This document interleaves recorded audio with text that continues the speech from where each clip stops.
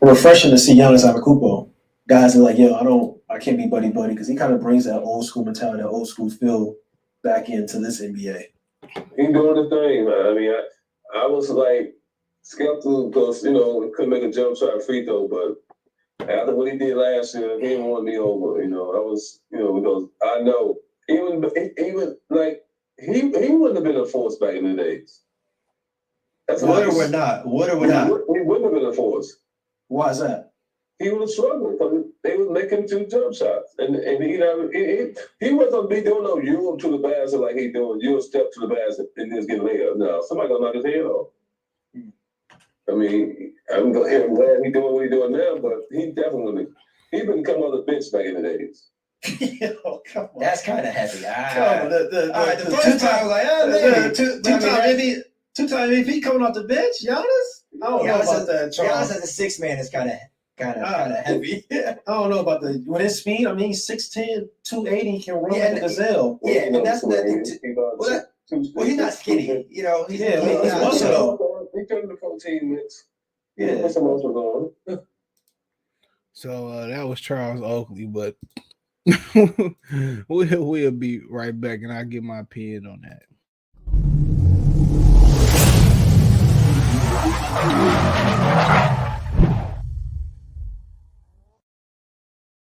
All right, so Charles Oakley just said he was on the this was shown on TikTok. It was via Slam Online. So shout out to them. Great interview.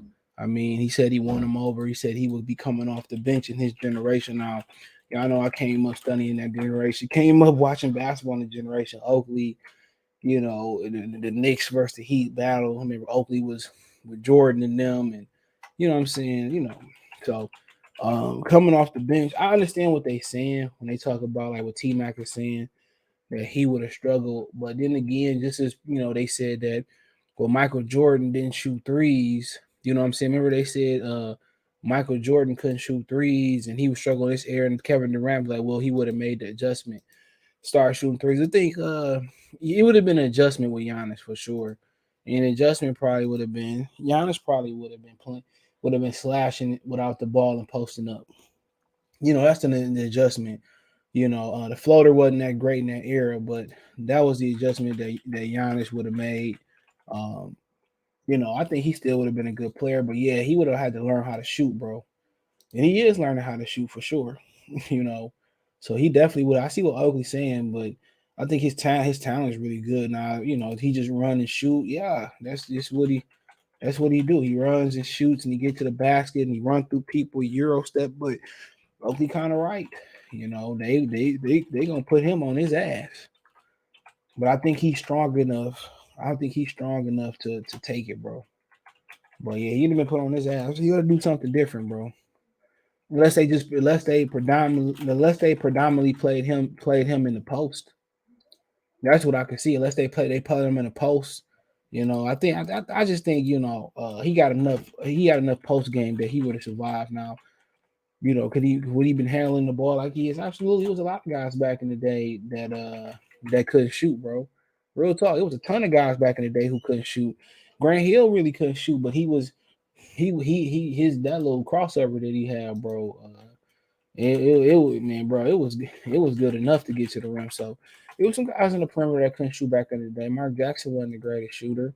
You know what I'm saying? There's a lot of guys that weren't the greatest shooter back in the day, but they figured it out. Mark was able to penetrate and pass, and I think his ability to pass the basketball make him that much more deadlier. But yeah, he definitely would have been working on it. He definitely would have been working on his jump shot a lot earlier for sure. That's a fact. He wouldn't be able to walk to the rim without paying the price. And I agree with that point. But I think he's talented enough, bro, where it's a lot of guys. It's a lot of guys, bro, that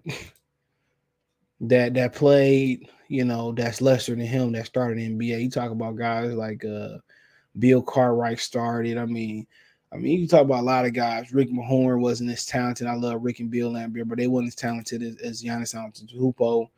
I mean, Chris Dudley was playing in the league. Brad Miller was playing in the league back then. Who else? Well, she has a lot of guys, a lot of the underrated guys back then, like Brad Daughtry, guys like that, bro. Like hell of a basketball player. We forgotten guys like Ralph Sampson. But there's some guys out there that ain't as talented as him. John Starks, Otis Thorpe was solid, played with the Rockets, played with the Pistons as well too. But Ducksworth wasn't as none of them. Some of them dudes I just named Ducksworth and Otis Thorpe, they wasn't as good as Giannis Antetokounmpo. So I'm not gonna let Charles Oakley. I'm not gonna let Oakley pass with that one, honestly.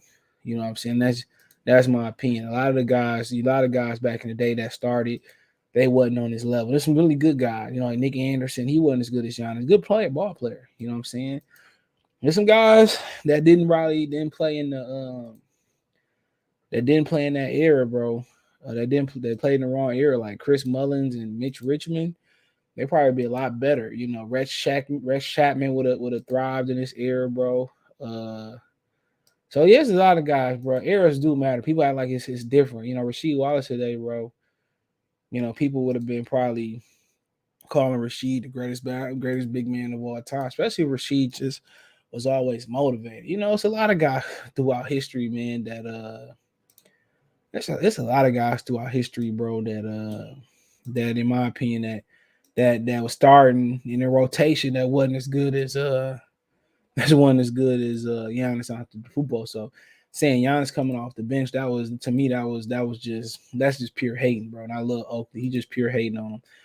Giannis pretty much started in any generation, bro. That's a fact. Will his game look a little bit different? He probably would be posting up a lot more, drop stepping. You know what I'm saying? But you got to think about the kid, bro. How old is the guy? And just look at it. Look at his trajectory, bro. Like how quick that he rising, bro.